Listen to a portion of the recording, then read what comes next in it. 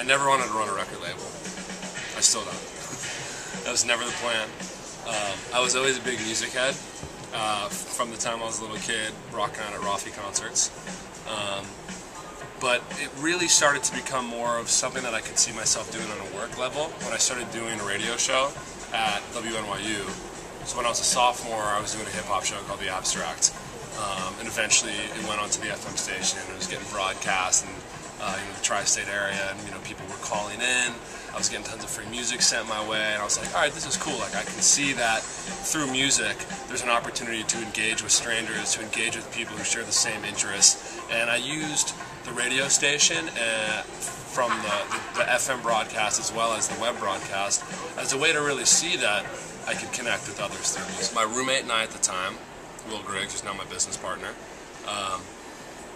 loved music. We actually connected over different bands and just kind of like cultural happenings in the city. And his cousin Teddy went to Wesleyan University and gave Will an MP3 of a dorm room recording by a band called The Management, who later became MGMT.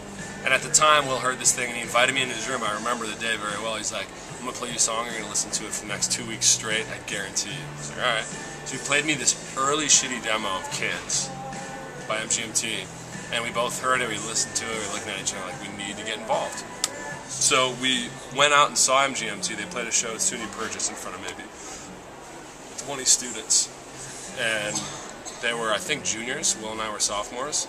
And after the show, we sat down and we're like, we want to manage you guys. We have no idea what that means. We didn't say that. We had no idea what that meant. But we wanted to take a stab at it. And they said, okay, sure. I don't think they really could have given a fuck less. But they said go with it. So Will and I just kind of started pushing them and sharing their music with friends, getting the word out there.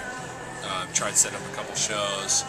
And after doing it for a couple months, there was sort of a buzz generating outside of the Wesleyan community. Our third partner, Nick Panama, approached us, who was a senior in high school in Los Angeles at the time. And he just loved the band, he knew we were involved, he wanted to get involved. And we thought his enthusiasm was off the hook, he was super bright. He also kind of pitched us on exposing the band to like the Los Angeles, high school community, right? Which in the private scene is somewhat relevant. And so we brought him on board, and the three of us formed Cantora Records when we shifted from managing the band to actually getting them in the studio late night hours. When one of our buddies worked at a studio in the city, we got him in there in late night hours. Made the Time to Pretend EP for $400. Formed Cantora Records around the Time to Pretend EP. And that album contains the original versions of Kids and Time to Pretend and some other songs. And to date, that $400 EP, has sold hundreds of thousands of songs and tons of units. And it really is what kind of turned this fun creative project into something real. For 6 years we've been doing Cantora Records. For about 5 years we've been doing Cantora Live, which is our live events arm with bands on our label and just other bands, and working with other venues, and putting on shows and showcases. So having done this stuff for a handful of years, we felt that we had a pretty strong understanding of the music space and knew a lot of the key players in the world to do cool stuff. But we felt like we could do more than just sign bands and put on shows to build our brand, our company, and make money.